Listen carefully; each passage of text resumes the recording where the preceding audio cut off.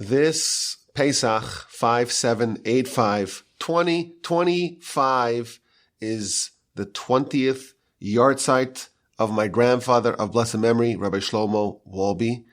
And every year, when it comes to his Yartzeit, when it comes to the anniversary of his passing, we try to take a lesson from his life, try to learn something about his character, and try to hopefully elevate ourselves from his example. And this year, I want to pick out an idea that can be very revolutionary and transformative for us all. My grandfather, blessed memory, he was born in Berlin, and he lived in Germany until he went to yeshiva. Well, first he went to yeshiva in Germany in a place called Frankfurt, and then he went to yeshiva in a place called Montreux in Switzerland. But when he was in yeshiva in Switzerland, he was inspired to go to the big leagues, to go to the greatest yeshiva of them all, to travel to Poland and to learn in the Mir Yeshiva.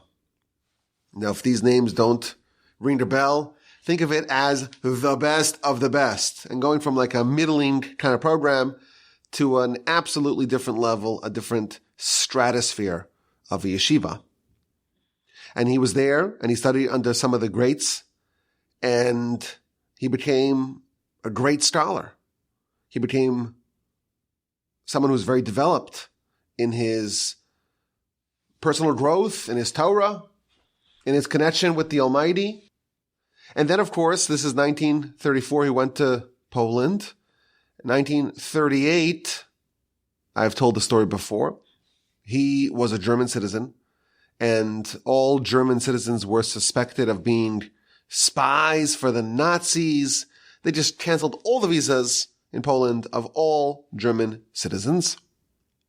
And my grandfather, blessed memory, was in a quandary. He was in a pickle because it's 1938 and you have to leave Poland. Where are you going to go? So initially he went back to Germany for a little bit, and then he tried to go to a different place and got a temporary visa to go back to Poland for a couple of months. And he thought maybe I'll move to Latvia or Denmark, different places that he thought he could escape to. And he gets a letter inviting him to go serve as a rabbi and a teacher in Stockholm in Sweden.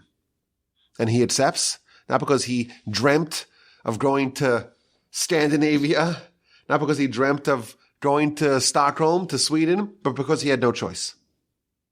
And from 1938 until 1946, when he moved to Israel, before it was founded, of course, before the state was founded, British Mandate Palestine, if you will, from those 2 points, from 1938 to 1946, he was in Sweden. And there, he did some absolutely remarkable things. Firstly, he served on the Vad Hatzalah. What does that mean? Vad means like a congregation or a group or a council of Hatzalah, of salvation. They were aware of some of the things happening in Europe, and they did whatever they could to try to secure visas and exit permits and entry permits and passports and so on for the Jews trying to flee the inferno engulfing European Jewry. At one point, my grandfather befriended the Dutch consul in Stockholm and persuaded him to give visas to whoever asked for a visa. And ultimately, they managed to get around 1,000 visas to, some of them were exit visas, entry visas. They got visas to a place called Curacao, which is a tiny island in the Caribbean. I don't know if anyone who actually went to Curacao, but that was at least a ticket out of Europe. And once you're out of Europe, maybe you were safer. But he worked day and night trying to save as many people as possible.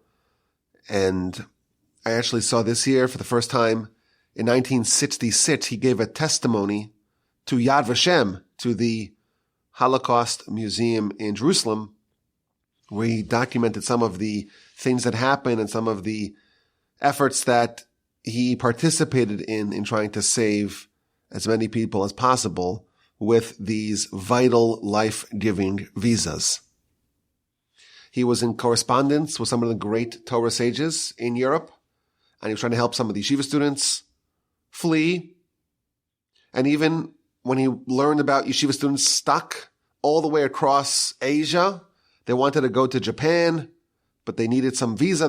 He just found out about it and sent them these visas. And we have actually testimony of people who were there. They had left Europe. They had crossed over all of Asia on the Soviet Trans-Siberian Railroad. And they were about to cross over the Sea of Japan to get as far away as possible from Europe. And they needed like one visa and they couldn't get it. And suddenly it just shows up over there. Some rabbinic student in Sweden found out about their plight and arranged salvation for them. So that was one thing that he did. It's well known, we've talked about this in the past, that the yeshiva that he was a student of, was an alumnus of, that was really the only yeshiva that survived the war intact as a yeshiva. The whole yeshiva, almost everyone, which is the staff, the faculty, and the students, they managed to escape Europe together, cross over Asia, cross over the Sea of Japan to Kobe, Japan, eventually making their way back to the mainland in Shanghai. And for the duration of the war, there was a yeshiva, the Mir Yeshiva, not in Poland, not in New York, not in Jerusalem, but in Shanghai, in Japanese-controlled China. And at the time, you want to maintain a yeshiva, you need a lot of funds for that. So there were great rabbis in America raising millions of dollars for salvation efforts, including money for this yeshiva. But they had no way of transferring it because the United States and Japan were at war, as you know. So they needed a neutral third party. And my grandfather was a student, an alumnus of this yeshiva, and he was in neutral Sweden, so they would send him the money, and he would send it to Japan.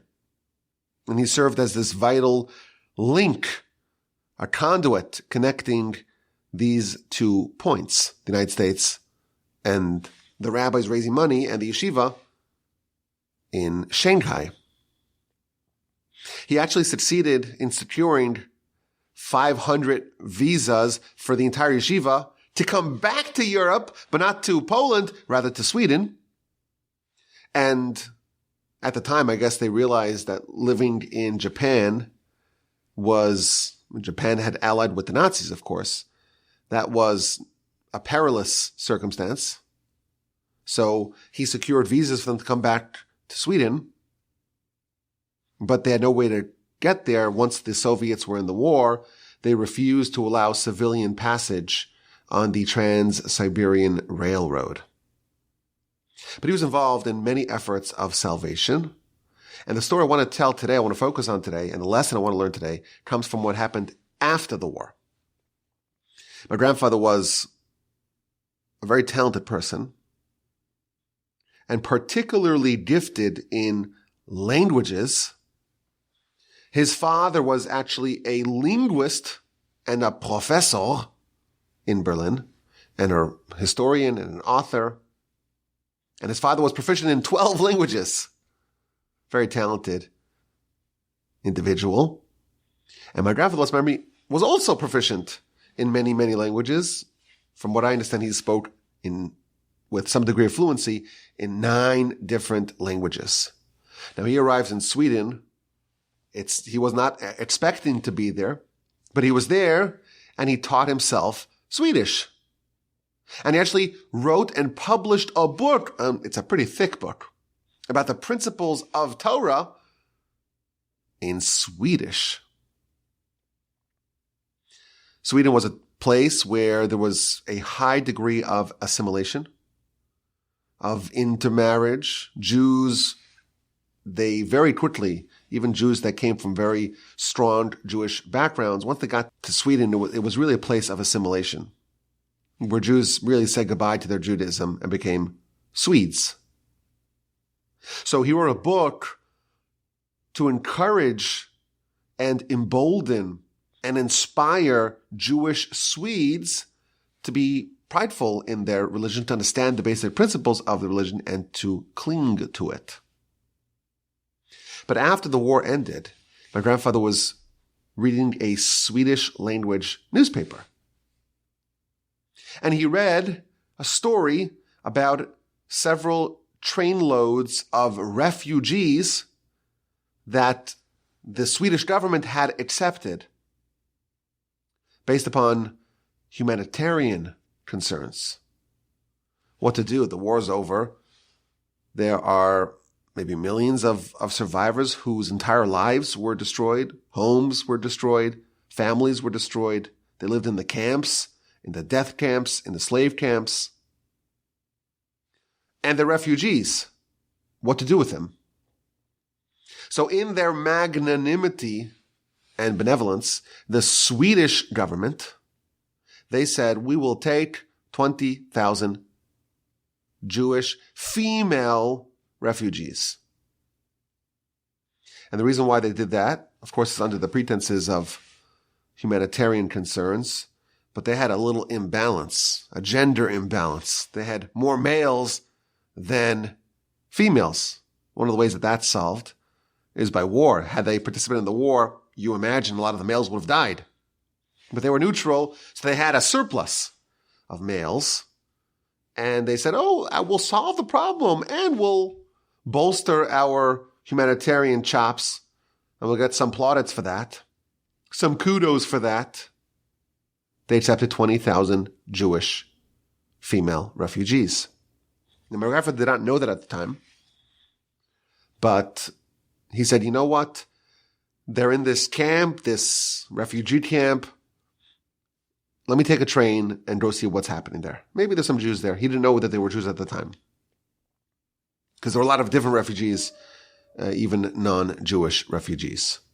So he travels on the train, and he goes to this camp, and he sees an enormous camp, and it's full of Jewish women.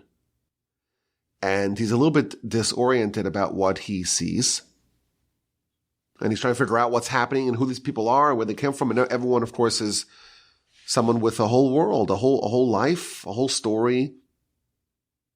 Everyone had their path of how they survived.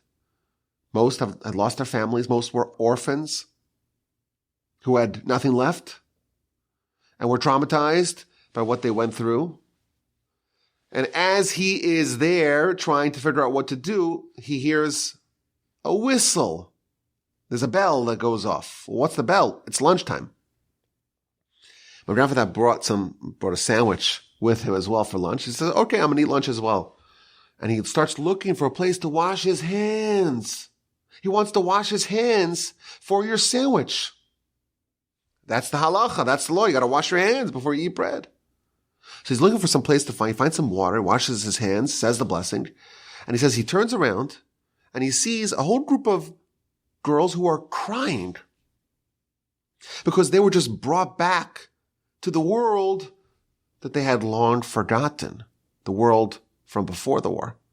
And they see this rabbi with a beard, rabbinic countenance, rabbinic dress, and he's washing his hands for bread, and he's saying a blessing. This was a tremendous callback for them to their lives that preceded the war. My grandfather was very, very taken by what he experienced. And he didn't know what to do. Like, what are you supposed to do about this problem? And on the train back to Stockholm, he determined that we have to open a school for these young women. A school they could learn about Judaism and they could be brought back to life. They could be nursed, rehabilitated back to a good place. And when he had that idea, he did something very radical. And this is the point I want to talk about today. He remembered a teaching from his teacher in the mirror, probably a decade prior. His teacher in the Mir, Rabbi Shlomo Wolbe, was a legendary mashgiach, the spiritual dean of the yeshiva. He once said that if you have an idea, if you have something which you're awakened to, and you want to do something good, something positive, a mitzvah, you cannot allow that idea to linger. You have to do something right away. So he's on the train. What can he do right away in the train? He gets off at the next stop. He doesn't wait until he arrives in Stockholm. He gets off at that next stop and he goes to the telegram place. He sends a telegram to all of his fellow members of that aforementioned Yartzeit, all the people in Sweden that were part of this effort, of this council of salvation. And he says, we're meeting tonight. We're meeting tonight. And he gets back on the train, gets back on another train, heads back to Stockholm, and they have a meeting that night. And at the meeting, my grandfather, blessed memory, he shares what he saw and what he learned and what he determined. What we need to do is open a school. Now, how do you open a school? You're in Sweden.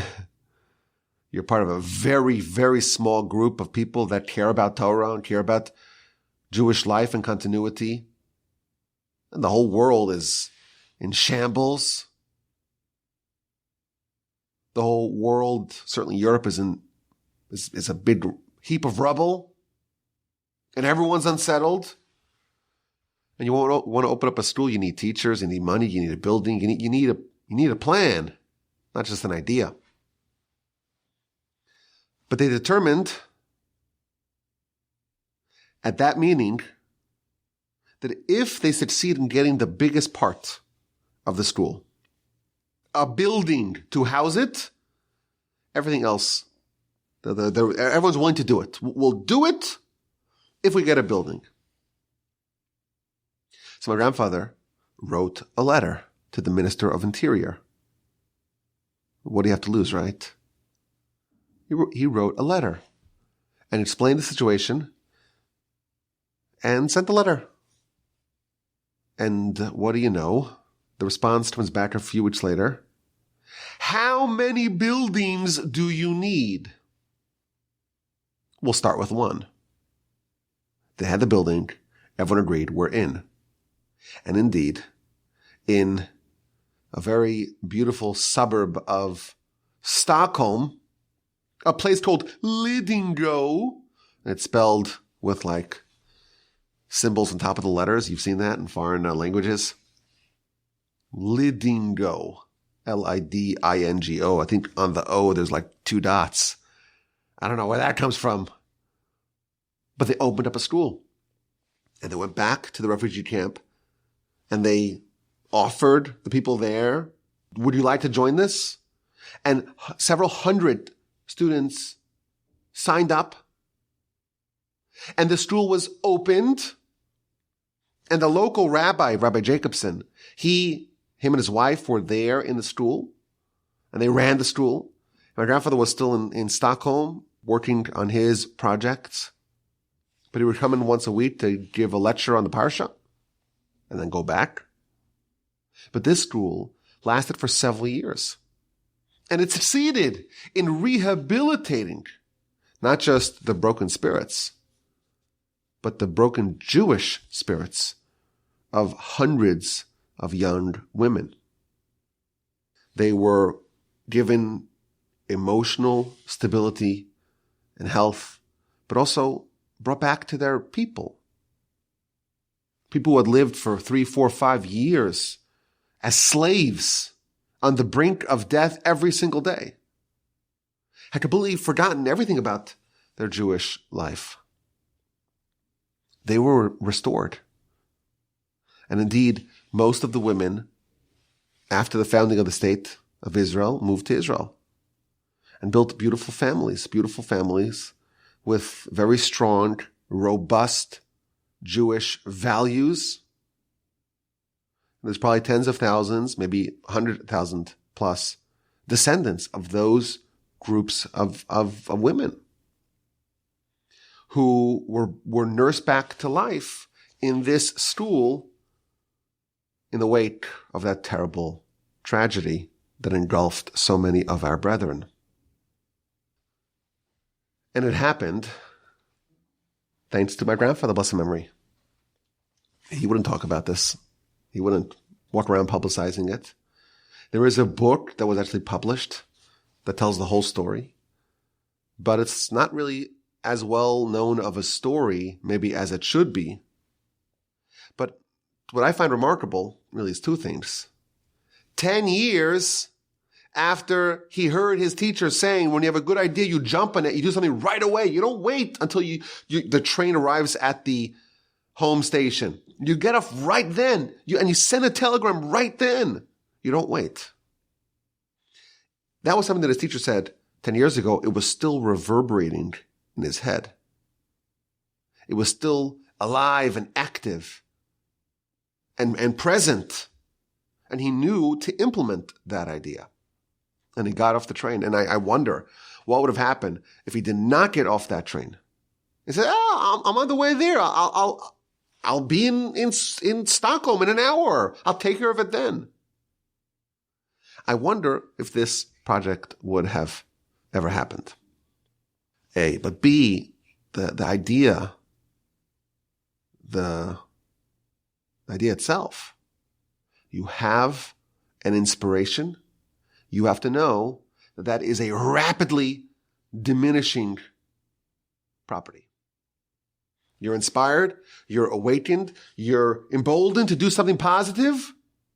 The clock is ticking because very soon this will dissipate. In fact, it's already dissipating. You have to strike fast while the iron is still hot. And that's really one of the major ideas of the festival of Pesach, of Passover. The whole story of Passover is one of speed. And of course, the mitzvah of Passover, the Matzah, it's all about speed. If you allow Matzah to linger, you lose it. It becomes chametz, it becomes leavened. And the verse tells us, this is in chapter 12, verse 17, Ushmartem es ha-matzos. You must guard the matzos. You must guard the matzos to make sure they don't become chametz. And the Midrash notes that the word matzos, it's actually spelled the same way as the word mitzvos. It's the same word. Says the Midrash, don't say you should guard the matzos exclusively. This is a generalized principle. You must guard the mitzvos. Just as a matzah, when you're about to bake it, you know that this, if you don't bake it right away, you'll lose it forever. But once you do bake it, you'll secure it forever. A mitzvah is the same thing. When you're awakened, you're inspired, you have a dough. Guard it. Be vigilant about it. Make sure you don't allow it to lose its capacity of transformative greatness. Just as, says the Midrash, we do not allow a matzah to become chametz. We don't just let it sit around and not bake it right away, and then it becomes chametz. Similarly, when it comes to mitzvos, don't make it chametz. You have an opportunity, do it right away. When you are inspired to do something good, like matzah, you have a very fixed amount of time for that opportunity, that potential of achieving that matzah / mitzvah. Once a certain amount of time elapses, it's over. The chance is lost forever.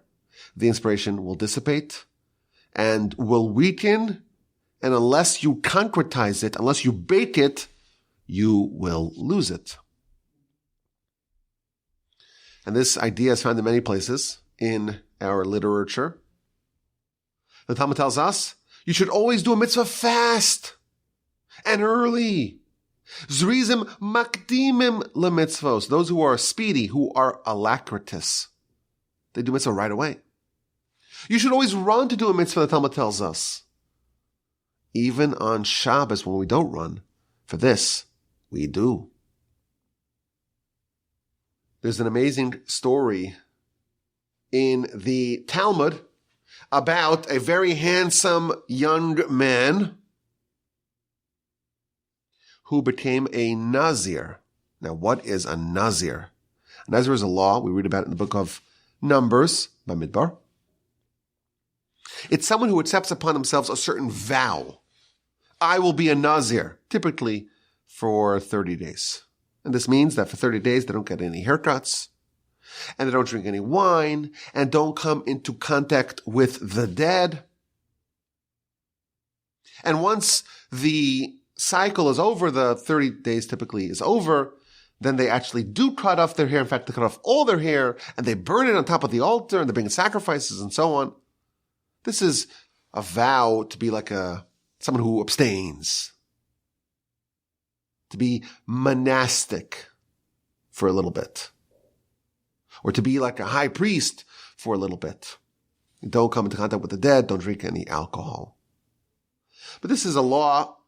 There's a whole book of Talmud called the Book of Talmud of Nazir. But the Talmud says that actually this was not encouraged. The sages, they tried to dissuade people from accepting upon themselves this vow. They didn't like it.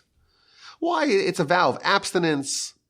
It's a radical sort of thing where you say, I'm going to go to the opposite extreme. No wine for 30 days. No contamination to the dead. I'm going to be someone who's going to seclude myself. I'm going to abstain from physical pleasures for a definitive amount of time. And it's almost like a radical step. And the sages said, that's not really the way that you grow and progress and develop.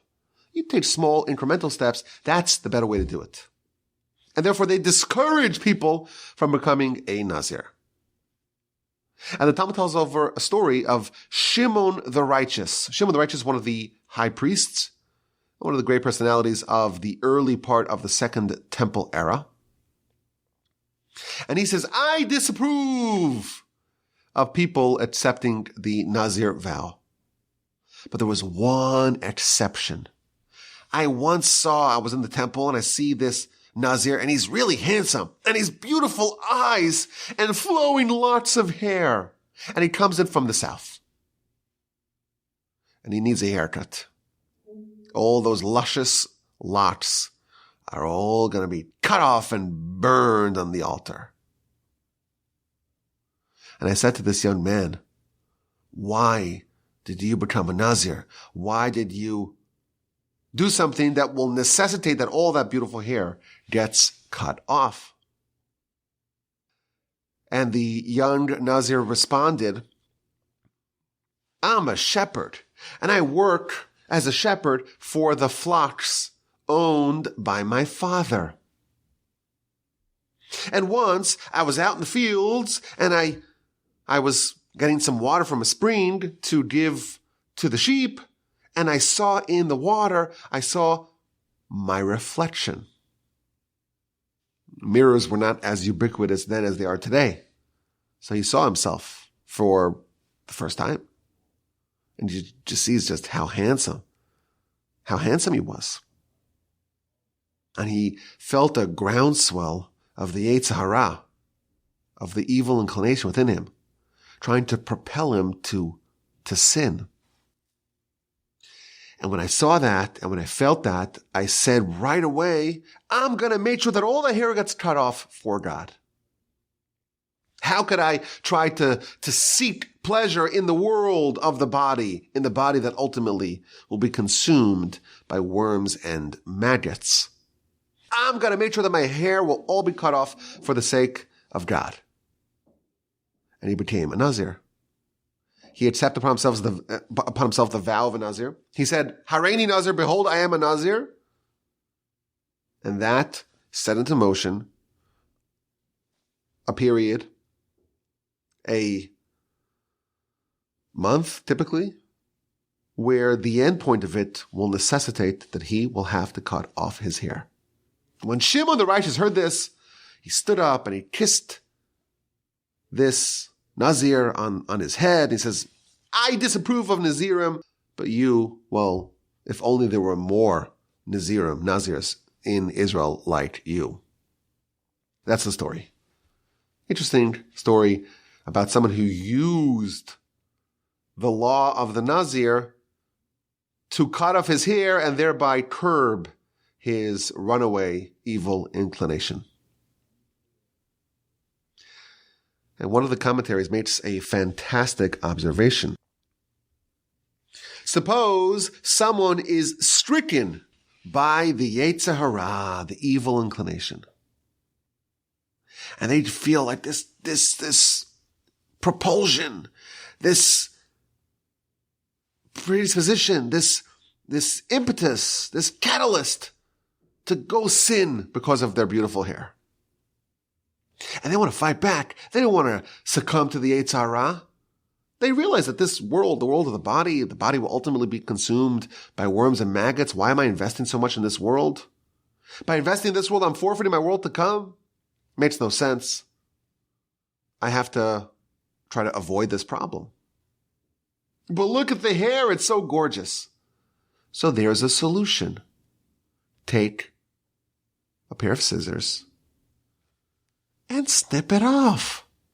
There are much simpler ways to get a haircut than to say, I will become a Nazir, and for 30 days I won't drink wine, come into contact with the dead, and I won't get a haircut for 30 days, but at the end I will necessarily have to have a haircut, and then I'll cut off my hair. If you need a haircut, there's simpler ways to do it than to become a Nazir. That's the question that the commentaries asked. Why go through the whole rigmarole of becoming a Nazir just because at the end of that process, you must shave off all your hair? And the answer that the commentaries tell us is this. You are inspired. You must do something now. If you wait, you lose it. And that's why the Talmud tells us the whole backstory. He was a shepherd and he's out in the field. He's far away from the scissors, from the haircut machine. If he was home and he saw it, maybe he would have just snipped off his hair and solved the problem like that. But he's out in the fields. And when you're out in the fields, there really is only one way to make sure that you solve your hair problem. And that's to say, I will become a Nazir, a Hareini Nazir. I am a Nazir. Behold, I am a Nazir. That you can do wherever you are. And once you say that right away, you guard the mitzvos, you maintain the inspiration, you make it real, you make it concrete, because you know that by the time you get home, that inspiration to overcome the Yetzer Hara and to cut off that hair may be long gone. Inspiration of all types is fickle. They don't last. It's cheap and it's rapidly diminishing. When someone has an inspiration, a good inspiration, and they want to make something out of it, they must get off the train right then and there. And they must send the telegram right then and there. They must exercise that inspiration right then and there, or it will disappear forever. The Torah tells us you should guard the matzah. Says the Midrash, you should guard the matzah, but you should also guard the mitzvah. The process of making matzah and the process of making a mitzvah is the same. You make the dough, you have the inspiration, and you cannot allow it to just linger there, because then it will turn into something else. It will turn into chametz. No longer will it be a candidate for matzah. Similarly, the inspiration is like the dough. You want matzah, you have dough, you must very quickly turn that into a mitzvah. Bake it into a mitzvah so that you don't lose it. This is what my grandfather learned from Rabbi Yerucham, and this is what he did. And I surmise that if he did not get off that train, then if he waited till he got to Stockholm, I would imagine that the story would have played out differently. Because that's the way the Yetzer Hara works. You have an inspiration, it's coming after you. The leaven is coming after you. It's not a surprise that the Talmud says that the Yetzer Hara is the leaven in the bread. That's one of the nicknames of the Yetzer Hara. It's the leaven in the bread. It's leaven in the dough, to be precise. Leaven in the dough. Sa'ar shebe'isa. Leaven in the dough. You have dough, you have an opportunity. One of two things will happen. Either you'll turn it into a matzah mitzvah, or the Yetzer Hara will encroach upon it. And the determining factor is the speed.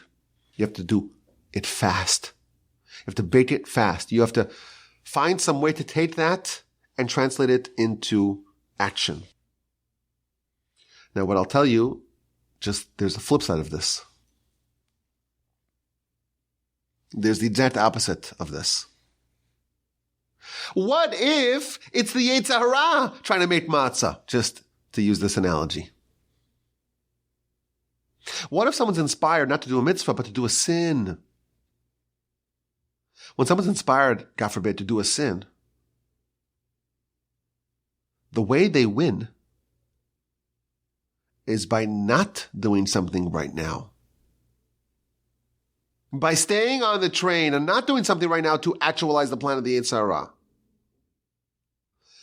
And just as inspiration that's positive will diminish and dissipate over time, inspiration that's negative will diminish and dissipate over time. Someone's awakened by the Yetzer Hara to do something terrible, to do a sin. That does not necessarily mean that they will do that sin.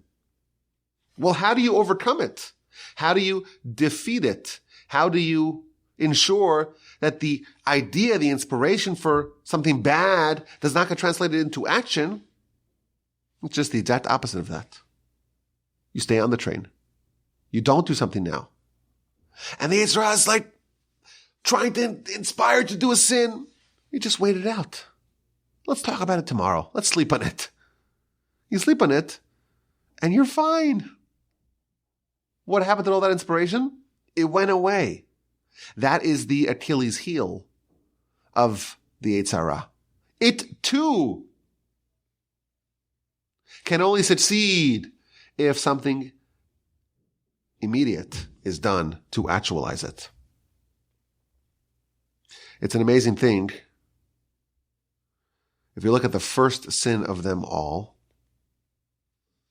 Adam and Eve in the garden, they eat from the tree of knowledge, good and evil. That was a bad sin. They were inspired to eat from that tree, and they ate from that tree. What's amazing is that we know that that day was Friday. And had they waited till Shabbos, our sages tell us, the tree would have been defanged of any evil, and they could have even eaten from the tree. And it wouldn't have been damaging. So the sin was not that they were inspired to sin, but rather that they were inspired to sin and took immediate action without allowing that inspiration to weaken over time. Had they simply delayed, they would have triumphed. The golden calf. Where's Moshe? We're freaking out. We don't know where he is. They made the miscalculation. And they took immediate action. And had they just simply waited a few more hours, all would have been well. The nation, our nation, we have an arch enemy. An arch enemy that really is someone that comes from very close to home. Jacob and his twin brother, Esav. That's like our mortal enemy. And there's many, many, many stories of these two forces clashing. And what you will notice is that in every instance, the plan is not to pummel and overcome Esav, rather to outlast him. Esav wants to kill Jacob, so he escapes. and I'll go east to Laban until my brother's wrath dissipates. There's an inspiration for the other side to win. Wait it out. Jacob has a fight, a battle, a nocturnal struggle with the angel of Esav. And he wins it. Well, how does he win? Not by overpowering him, but by outlasting him. When it's the morning, you haven't lost. Well, that's how you win. Once these two forces burgeon into nations, the Jewish nation leaves Egypt and they're attacked. The first enemy is Amalek. And the war happens tomorrow, the next day. When you have an encounter with Amalek and its spiritual forces, the Yahrzeit, the Satan, the best tool you have is to outlast it, is to wait, is to delay. In a very strange law, in the book of Devarim, we read how if you go to war and you meet this beautiful captive and you want to just be with her, well, you could have her, no problem. You just have to wait like 30 days. And the commentators explain that this is the perfect way to overcome the Yetzer Hara. Not to say no, but to say tomorrow. And it's the complete inverse of what to do when you have a good inspiration. When you have a good inspiration, you don't say yes, you say now. When you have a bad inspiration, you don't say no, you say tomorrow. If that's all you knew, and that's all you did, you are on the path to greatness. We see a story in the life of my grandfather that's very unique. Someone who has no money, no clout, no real backing, just a small group, not even a minion of Jews in a whole country that were Shomer Shabbos. They very often, most of the time, they didn't even have a minion. And they want to do something good. And they pull it off. And my grandfather, when he recounts the story, he says, I remember what Rabbi Rucham said, you have an inspiration, you do something right away. You jump off the train. Don't jump off the train. You get off the next stop. The most immediate thing that you can do, send a telegram ahead of you. We're meeting tonight. Send a letter to the Ministry of Interior. What are the odds you'll get a positive? It doesn't matter. You do what you can. Let God do what he can. How many buildings do you need? We'll start with one. That story, I wonder if there's 10,000, 100,000 Jews today who would have maybe been Swedes, lost to the people forever, if not for this school. We are fortunate to have great teachers, great sages, great inspirations. When we hear inspiration, it's supposed to become real within us. 10 years after you hear something, and you're in a situation where you're on a train, you remember that. Remember what I learned. And you implement it. But all inspiration, unless there's some way that you make it real, that you ground it, that you transform it from the realm of the theory of the abstract into the practical real life, it will go away. Our sages encourage us, whenever we study anything in Torah, to think of ways to make it practical. How do I implement this in my life? Is there something I could do real to make this idea not just an idea, to make it real? My grandfather, blessed memory, exemplified this quality, both that of being a student who's always reviewing the teachings of his teachers and implemented it in his life, and particularly this idea when you were inspired. You have a dough. Guard the matzah. The matzah is being attacked. There is the se'or shebe'isa, the yeast, the leaven in the bread, in the dough. It's coming after you from all directions. Your choice is to bake it And once you bake it, it will last for 100 years. You have matzah. Once matzah is baked, you could use last year's matzah this year as well. It helps to toast it a little bit. You toast it a little bit, it gets a little more crunchy. But matzah, once it's baked into matzah, it's good forever, really. But if you allow it to just sit around and you don't guard it, then the leaven will win. The Yetzer Hara will win. Do something right now. You do something right now, you have created a matzah. You have earned a mitzvah. It's a story from my grandfather's life. It's one story. It's a lesson for us to appreciate and hopefully integrate into our lives. We never know when those opportunities will arise. And all of us are inspired in one way or another, in one point of our life or another, to do something good. And much of human inspiration is lost, is never consummated. And the reason why is because the dough became leavened. The Yetzer Hara was awakened and joined the party. And once the Yetzer Hara is there and enough time has elapsed, the matzah is done for forever. Guard the matzah. Guard the mitzvah. You're out in the field. You can't do anything. I'll deal with it later. Forget about it. It's done. Make yourself into a Nazir right now. Is there anything I can do right now to advance this inspiration? If yes, I must do it. If not, the Yetzer Hara, the leaven, will encroach and ruin my ability to have the matzah, to have the mitzvah forever.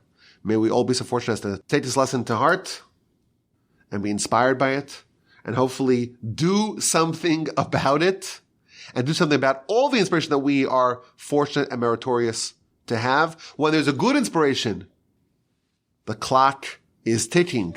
When there's a bad inspiration, the clock is ticking. If all you do is say, the good things, let me do right now. The bad things, let me wait 10 minutes. Let me sleep on it. If that's all you do, you're on the path towards succeeding in making the matzah, in making the mitzvah, and in avoiding the encroachments of the Yetzer Hara, of the se'ar shebisa, the leaven in the bread, and you are on your way to accomplishing great things. May we all be elevated from what we learned about my grandfather, of blessed memory, whose Yartzeit is the 17th day of Nisan, which is the first day of Chol HaMoed, of the in-between days, the intermediate days, between the festival days, in the diaspora, in Israel, where they only have one Seder, only one day of Pesach, of Yom Tov on either end. It's the second day of Chol HaMoed. May we be inspired and uplifted from his story, and may his memory serve as a blessing to all. May his soul, his elevated, righteous soul, become more elevated in heaven, and may we all take a page out of his book and inspiration out of his story. My email address is rabbiwolbe@gmail.com. I look forward to your questions, your comments, and your feedback.